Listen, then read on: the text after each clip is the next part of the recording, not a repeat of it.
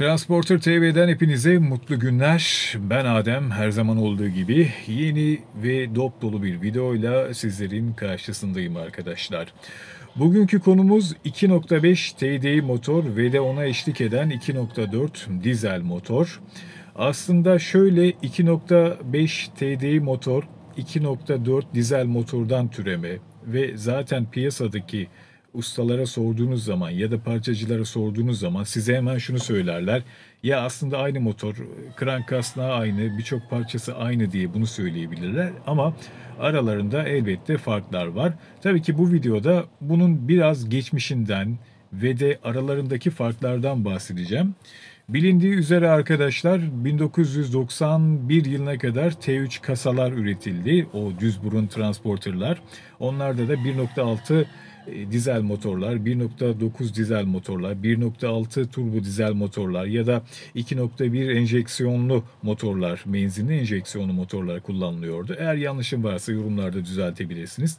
Daha sonra Volkswagen firması T4 kasa koduyla bambaşka bir modele geçiş yaptı ve bu araçları piyasaya sürdü. Tabii ki o zamanlar endirekt enjeksiyon sistemi kullanılmaktaydı. Hatta kanalda bununla alakalı bir video da var. Şurada şu köşelerden birine koyacağım. Oradan da izleyebilirsiniz.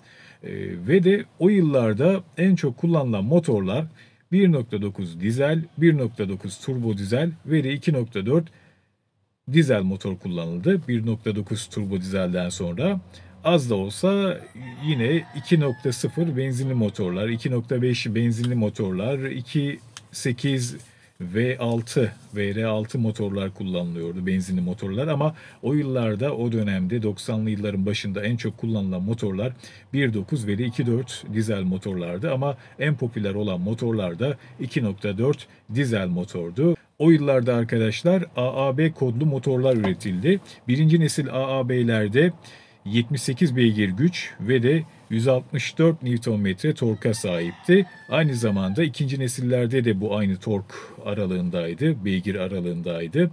Ama sonra bir üçüncü nesile geçildi. Orada AJA kodlu 75 beygir güç üreten 160 Nm torka sahip bir motor kullanıldı. Onda da katalitik konvertör vardı ama AAV'lerde bu bulunmuyordu. O yıllarda kullanılan en popüler motorlardan biri olduğunu söyledim. Sonra Volkswagen düşündü, taşındı. Dedi ki bu teknolojiyi biraz daha biz geliştirelim ve farklı bir teknoloji, farklı bir motor kullanalım dedi.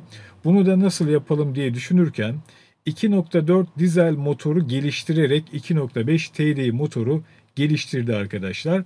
Şöyle, aslında bloklar aynı diyebiliriz ama şu şekilde aynı. Blokların su kanallarında bir tarafta, bir köşede, sol köşe farklıdır ama sağ köşe aynıdır. Tabii ki piston çapları 2.4 motorlarda, 2.4 dizel motorlarda 79,5 iken 2.5 motorlarda 80 milimetre olması lazım. Tabii ki orada bir çap farkı var ama stroke'lar aynı arkadaşlar. Böyle bir farklılık var. Bir de ona bakarak 2.5 motorun bloklarını biraz daha kalın yaptılar. Tabii ki pistonlar direkt enjeksiyonlu motorlarda çok farklı arkadaşlar. Yanma hücresi tamamen piston üzerinde olduğu için, o yüzden oradaki bir tasarım farkı var. Böyle bir güncelleme yaptı. Tabii ki bununla birlikte aracın silindir kapağı farklı, enjektörler farklı. Bu gibi donanımları arkadaşlar fark ediyor. Oradaki motor sesinden de bu farkı anlayacaksınız. Yani 2.5 motor buradan biraz daha geliştirilmiş bir motor arkadaşlar. Ama bu şu anlama gelmiyor. 2.5 motor çağın son teknoloji motoru anlamına gelmiyor. Tabii 2.5 motor da aslında biraz şöyle gerilerde kalmış bir motor. Çok fazla güncel bir motor değil. Şöyle, daha yeni kasalarda mesela pistonlarda piston soğutması vardır arkadaşlar. Pistonun o iç tarafında bir delik vardır. Mesela onlarda bulunmuyor.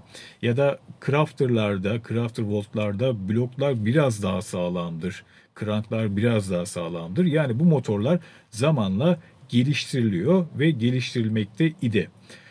Ama şöyle, 2.5 TDI motorlar binek araçlarda 90 yılında ilk kez Audi'de kullanıldı arkadaşlar. Audi yüzde, hatta dünyanın belki de hemen hemen işte ilk 3 doğrudan enjeksiyonlu motorlarından, elektronik kontrollü motorlarından, ilk 3'e ya da ilk 5'e giren motorlarından biri olduğunu söyleyebilirim. Türkiye'de de doğrudan enjeksiyonlu, yani direkt enjeksiyonlu dediğimiz motorlardan minibüs kategorisinde, hatta ilk araçlardan biri olduğunu söyleyebilirim. O zamanlar transitler vardı, doğrudan enjeksiyonluydu ama tabii ki elektronik kontrollü değildi. Gaz pedalı telliydi. Tamamen mekanik bir sisteme sahipti. 2.4'lerle 2.5 arasındaki farklar bunlar arkadaşlar.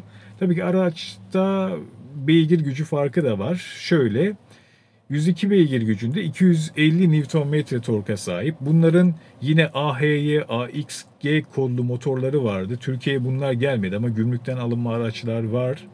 Onlarda 150 beygir gücünde ya da 151, işte o HP horsepower ya da PS dediğimiz oradaki bir beygirlik farklar var arkadaşlar. Onlarda yanılmıyorsam 150 beygir 290 Nm torka sahip. Tabii ki onların intercooler'lar üstte değil altta, enjektörler farklı, sonra emme manifoldu farklı, bu gibi arasında farklar var. Hava filtre kazanında farklı arkadaşlar. Tabii ki buna göre motor yazılımı da farklı. Şimdi şöyle, tabii ki piyasada birçok kişi şunu soruyor. Diyor ki 2.4 mü alsam ya da 2.5 motor mu alsam? Ben şunu söylüyorum. Eğer performans istiyorsanız tabii ki 2.5 motoru ben kesinlikle tavsiye etmekteyim. 2.4 motor düzde fena değil ama rampada biraz ağırlaşıyor arkadaşlar, hantallaşıyor. 2'ye düşmüyor. Yani bakımlı bir araçsa rampada fena değil ama tabii ki turbo motor rampada bir vites fark ediyor. Aralarında böyle farklar var. Yakıt ekonomisi de arkadaşlar, fabrika verisi 90 km hızda 2.4 dizel motorda 7.2 litre iken 2.5 TDI motorda aynı hızlarda 6.6 litre. Ama şu da var, tabii 2.4 dizel motorlarda şanzıman çok kısa olduğu için aslında vites oranları uzun ama dişliler arkadaşlar çok fazla sürat yapmaya müsaade etmiyor. O yüzden yani 2.5 TDI motorla siz 100 kilometrede 2300 devirde giderken tabii ki 2.4 dizel motorda 2800 devirlerde gidiyorsunuz. Aradaki yakıt farkı da biraz bundan. Yani fabrika verisine göre değil de siz 80 ile gitseniz hemen hemen belki de aynı değerleri yakalayabilirsiniz diye düşünmekteyim. Arasında bu tarz farklar var. Tabii ki her iki motorun da belli başlı sorunları var. Şöyle, şimdi 2.4 dizel motorlarda blok çatlatma olayları var diyorlar ama ben açık konuşayım, 2019 yılına kadar o kadar araştırdım. Bir tane bile blok çatlatmış 2.4 dizel motora ben rastlamadım ama ne hikmetse o yıllardan sonra artık blok çatlatan arabalar var arkadaşlar. Burada ben daha çok usta hatasından kaynaklı olduğunu düşünüyorum. Yani diyelim ki siz motor yaptınız, orada kapağı taşladınız, bloğu taşladınız ama saplamaları kısaltmadınız. Tabii ki saplamalardan çatlayabiliyor. Ya da çok aşırı derecede bir hararet olursa bunun üstüne giderseniz bundan dolayı olabilir ama bunun haricinde ben böyle bir sorunla karşılaşmadım. Daha çok 2.4 dizel motorlarda kapak çatlatma olaylarının, yani silindir kapağının çatlamasıyla alakalı şikayetler vardı. Bunlar da genellikle 200 bin kilometreden sonraki araçlarda daha çok oluyor. Ama ben aynı teknolojiye sahip farklı araçta kullanmıştım, mesela Mazda. Onun için de aynı şeyi söylemişlerdi. Ama o araçta da ben hiçbir sıkıntı yaşamadım. Bu biraz da kullanımla alakalı arkadaşlar. Motor ömürleri, eğer avans ayarı, işte bakımları düzgün yapıldığı takdirde 2.4 motorlarla 400 bin ila 600 bin kilometre arasında, 2.5 motorlarla da bu 750-800 bin kilometrelere kadar çıkabiliyor. Ama bu tamamen kullanıma bağlı. Her iki motorda da çok kısa sürede bunu bitirebilirsiniz diye düşünmekteyim. Her iki motorun da 1 milyon kilometre yapmış olanını duydum. Görmedim gözümle ama yani 2.4 motorda 600 bin kilometrede hiç motor açılmamış ya da 2.5 motor onda da 700 bin kilometrede olanları görmüştüm arkadaşlar. Bunların krank kasnakları, sonra benzer yanları neler var? Yağ pompası aynı olabilir. Krank kasnağı aynı. Vakum pompası aynı. Dışarıdan baktığınız zaman yedek su deposu, cam silecek suyu deposu, bu gibi şeyler benzer arkadaşlar. Ama 2.4 motorların da farklı versiyonları var. Söylediğim gibi 97'ye kadar olanlar AAB koduyla üretildi arkadaşlar. O motorlarda mesela şöyle bir şey var. Daha çok 92 ya da 94'e kadar üretilmiş olanlarda ya da 95 tam hatırlamıyorum. Onların vakum pompası biraz farklı. İçindeki mil farklı arkadaşlar. O mili değişmeden farklı bir yeni bir vakum pompası takmamanız gerekiyor. Tabii ki ACA koda geçildikten sonra immobilizer, ondan sonra aracın avansında ufak bir değişiklik yapıldı. Sonra aklıma gelen katalitik konvertör sistemi eklendi ki bu da zaten beygir gücünden biraz çalıyor. 3-4 beygir kadar çalıyor. Aradaki fark da biraz da bu yüzden arkadaşlar. Arada bu tarz farklar var. 2.4 dizel ile 2.5 turbo dizel arasında.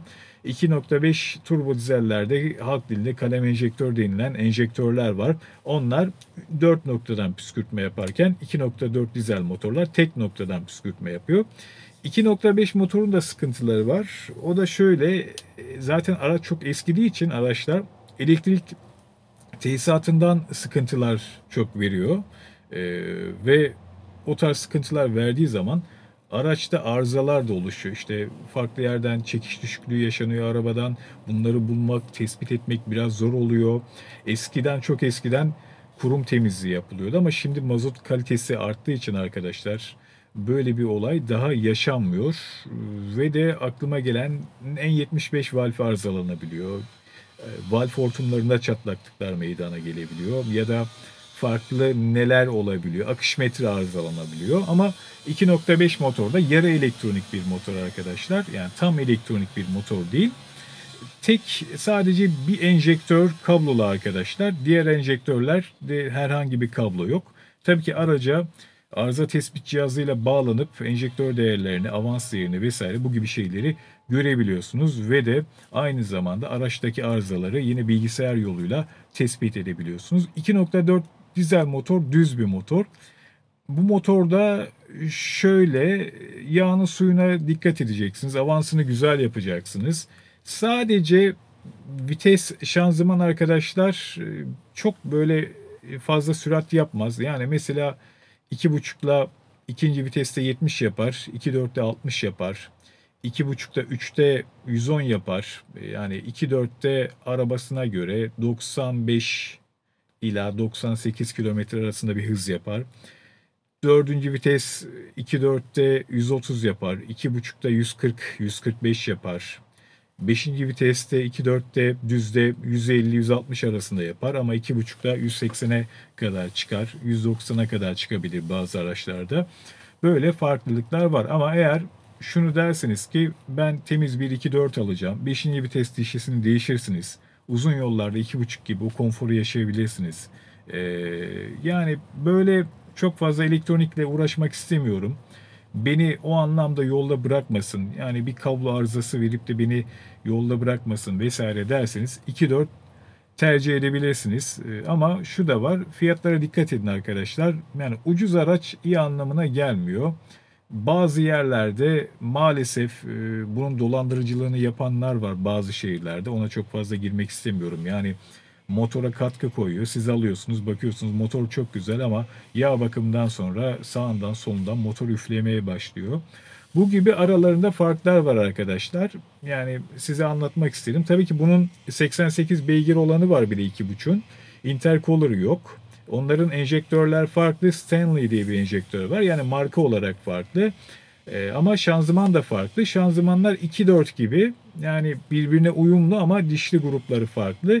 Tabii ki 102 beygirin şanzımanına göre biraz kısa kalıyor. 102'likler daha uzun o anlamda.